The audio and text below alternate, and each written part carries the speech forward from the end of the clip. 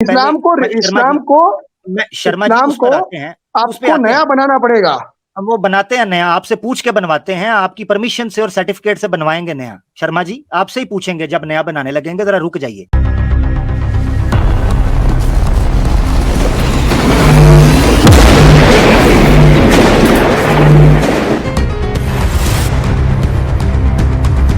एक सनातनी भाई हैं, मनियक शर्मा जी, शायद सनातनी भाई हैं जी। भैया हाँ जी, जी नमस्कार। भैया। आवाज क्लियर है?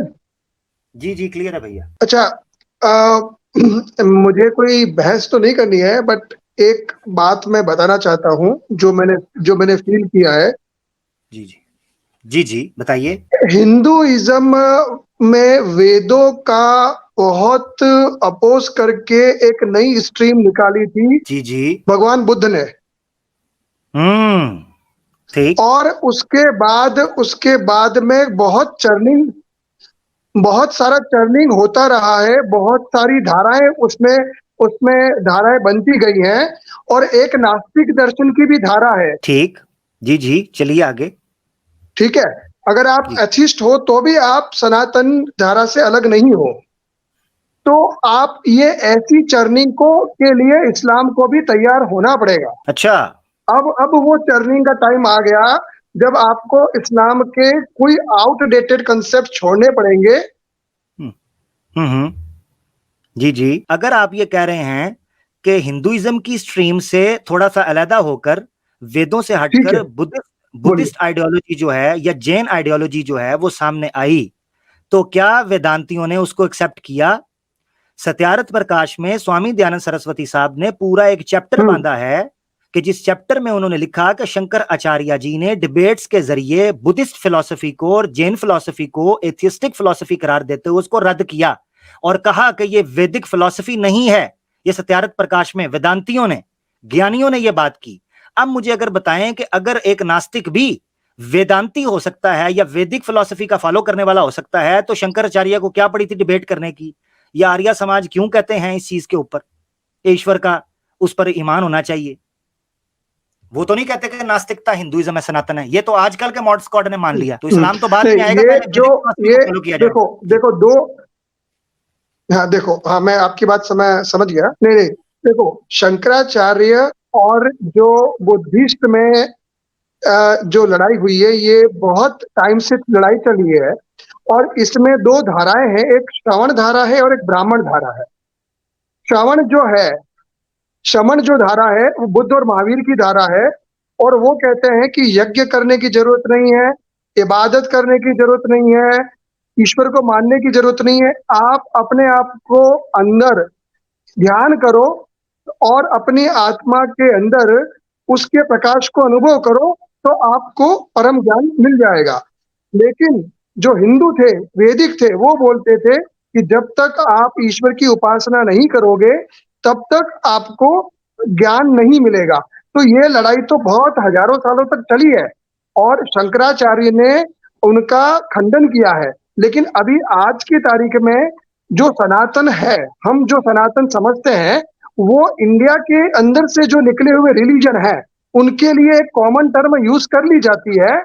वैसे तो जो वैदिक रिलीजन है और जो शमन रिलीजन है, जैन और बौद्ध, उनके बीच में काफी लंबा वाद विवाद हुआ है। लेकिन उनके बीच में भी तलवारों के बेस पे बहुत कम जगह पर फैसले हुए हैं, वहां पर डिबेट्स बहुत ज्यादा हुई है।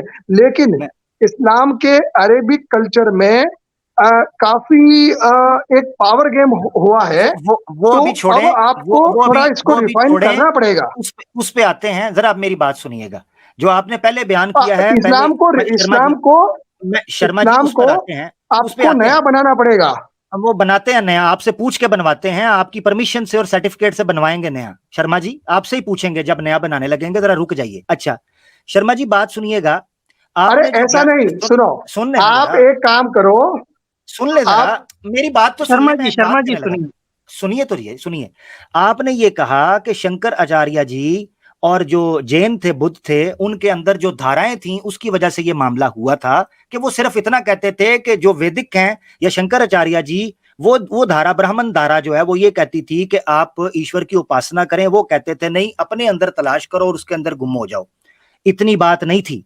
प्रभुपादा, स्वामी प्रभुपादा जी ने श्रीमद् भगवतम की कमेंट्री करते हुए लिखा है, और उसमें उन्होंने कहा कि शिव जी ने पार्वती जी को, अपनी वाइफ को, एक बात बैठे हुए कहा था कि आने वाले दिनों में एक ऐसा जमाना आने वाला है, ऐसा टाइम आने वाला है कि जब मुझे दुश्मनों से लड़ने के लिए मायावी फिलॉसफी के लिए अवतार लेना पड़ेगा, और मैं एक जोगी के रूप में, एक ब्राह्मण जोगी के रूप में मायावी फिलॉसफी को फैलाऊंगा। ये शिव प्रभुपादा जी ने लिखा है कि शंकर आचार्य जी उस शिव जी का अवतार थे जो मायावी फिलॉसफी लेकर आए थे। यानी आप एक जगह पर यह देखें कि शिव जी जो हैं, भगवान शिव जी जो हैं, वो स्वयं अवतार लेते हैं शंकराचार्य जी का मायावी फिलॉसफी के लिए अगेंस्ट जैनिज्म और बुद्धिज्म। वो वैदिक फिलॉसफी कैसे हो सकती है कि शिव जी जिसके खिलाफ हो, शिव जी जिसको तोड़ने के लिए आए? इतना आसान नहीं था कि सिर्फ दो मसले थे, ये उसूली मसला था कि वो वेदिक की वेद टीचिंग से, वैदिक फिलॉसफी से हट चुके थे, इसीलिए शिव जी को आना पड़ा था शंकराचार्य के रूप में। ये प्रभुपादा जी ने लिखा है। हाँ, तो ये है कि आप उनको कह रहे हैं कि वो भी वैदिक हैं या वो सनातन हैं। वो सनातन नहीं है, वो वेद के मानने वाले नहीं थे। नहीं नहीं, कौन कौन? जैन नहीं, और बुद्ध। वो इंडिक है, इंडिया से निकले हुए हैं बस, सनातन नहीं है वो। भगवान बुद्ध तो वेदों के बहुत खिलाफ थे। उन्होंने तो ये कहा है, भगवान बुद्ध ने तो, कि यज्ञ करना फिजूल है। तो आपने कैसे कह दिया कि और नास्तिक एक वेदों में ये सनातन, कहा है नास्तिक कि सनातन? यज्ञ तो बहुत आपने पवित्र कैसे कह कार्य दिया? है। आपने तो शर्मा जी वो कैसे कह दिया कि एक बौद्धों में, नास्तिक सनातन हो सकता है? ये आपने कहां से कह दिया? एपिस्टेमोलॉजी या हिंदुइज्म की अरे है नास्तिक दर्शन जिसमें है पूरा, चारवाक दर्शन होगा, मगर वो वेद नहीं है, वेद सनातन नहीं है। उसको सनातन कैटेगरी के अंदर ना डालें आप। नास्तिक जो होगा वो वेद को मानने वाला नहीं होगा, वो सनातन नहीं हो सकता। अच्छा, आप सनातन मतलब वेद को ही मान रहे हो क्या? मैं कह रहा हूं सनातन धर्म की बुनियाद क्या है, जो हाँ, वेद ठीक से है। निकला है। धर्मा की जो बुनियाद है उसको तो माने ना आप। जो वैदिक फिलॉसफी है जिस पर सनातन धर्म खड़ा है, उसमें शब्द को, शब्द, वो एपिस्टेमोलॉजी जो शब्द से निकली है, स्मृति से और श्रुति से, उसके अलावा जो परामा से बाहर जाते हैं वो वैदिक फिलॉसफी से निकल जाते हैं। ये पूरा चार्ट मौजूद है वेद संस्कृत ऑनलाइन के ऊपर, ऐसी एपिस्टेमोलॉजी से। तो ये छोटी बात नहीं है कि हम नास्तिक को भी सनातन में डाल दें या वैदिक में डाल दें। ठीक है भाई। हाँ, शुक्रिया। नहीं, एक लास्ट बात है। जी जी जी जी, कर लें। आजकल के यूट्यूब के जमाने में इन कॉमन सनातन मतलब जो इंडिया से निकले हुए रिलीजन्स हैं, जैसे कि जैन बौद्ध, सबको मिक्स करके कह दिया जाता है, तो मैं उस सेंस में बोल रहा था। बट आप सनातन मतलब जो वैदिक कल्चर को ले रहे हो, तो वैदिक कल्चर में तो नास्तिक का स्थान नहीं है, वो बात सही है आपकी। बिल्कुल। और मैं ये अपनी तरफ से शर्मा जी नहीं कह रहा, बल्कि स्वामी दयानंद सरस्वती साहब ने, जो महर्षि हैं, आर्य समाज के बानी, जिन्होंने वैदिक फिलॉसफी का रिवाइवल किया हिंदुस्तान में 1875 के बाद, 1875 के बाद, वो सत्यार्थ प्रकाश में धर्मा की जो डेफिनेशन करते हैं उसके आगे जाकर वो बयान करते हैं कि वेद धर्म की बुनियाद है। ईश्वर का ज्ञान भी असल में धर्म है जो वेदों से निकला है। ये बकायदा पूरा चैप्टर है, मेरे पास उनकी बुक पड़ी है, पहला चैप्टर उन्होंने वेद के ज्ञान इस पर रखा है कि ईश्वर का ज्ञान जो है वही धर्म है, उससे बाहर धर्म नहीं है। ये पूरी चीज बयान। ठीक है, ठीक हो गया। अच्छा, पर एक बात है बॉस, कि आप अभी जो इस्लाम के अंदर जो मंसूर था, मंसूर का नाम सुना होगा, मंसूर अल हक, जिसने अनालक करके बोला था, और उसको सजा दी गई थी, उसको मार दिया गया था। जी जी जी जी, मंसूर अल हल्लाज। तो मैं ये मानता हूं कि इस्लाम से जो धाराएं निकली हैं, उसमें से बहुत कट्टर धाराओं को ही आज एक्सेप्ट किया गया है। कई सारी ऐसी धाराएं थी, ऐसी स्ट्रीम्स थी, जिनको खत्म कर दिया गया। तो वो एक इस्लाम का एक मैं दुर्भाग्य मानता हूं कि थोड़ा लिबरल होता हर एक तरह के लोगों को, तो अच्छा रहता था। मैं इस पे आपको बताता हूं शर्मा जी, जिस बंदे की आप बात कर रहे हैं उसका नाम है हुसैन बिन मंसूर अल हल्लाज। हुसैन बिन मंसूर अल हल्लाज, ठीक है, जिसने कहा था अनल हक। ठीक है, मसला यह है कि जिस धारा की आप बात कर रहे हैं कि हुसैन बिन मंसूर हल्लाज को मारा गया, मजे की बात यह है कि उसी धारा के दूसरी जो संत थे, सूफी थे, जैसे अब्दुल कादिर जिलानी हैं, जैसे बायजीद बुस्तामी हैं, जिस तरह दूसरे हैं, अब्दुल कादिर जिलानी का बकायदा फतवा मौजूद है, हुसैन बिन मंसूर हल्लाज के ऊपर कि हुसैन बिन मंसूर हल्लाज को यह बात नहीं करनी चाहिए थी। उसी धारा के स्कॉलर्स ने हुसैन बिन मंसूर हल्लाज की बात को रिजेक्ट किया। इसका मतलब यह है कि वो अपनी धारा से भी बाहर निकल चुका था, वो एक्सट्रीम लेवल पर जा चुका था। यानी वो जो धारा सूफियों की धारा है, जो मिस्टिसिज्म की धारा है, जो स्पिरिचुअलिटी की धारा है, वो उसको अरे भी तो क्रॉस कर चुका था। उसको करने देते ना यार, उसको मारा क्यों भैया?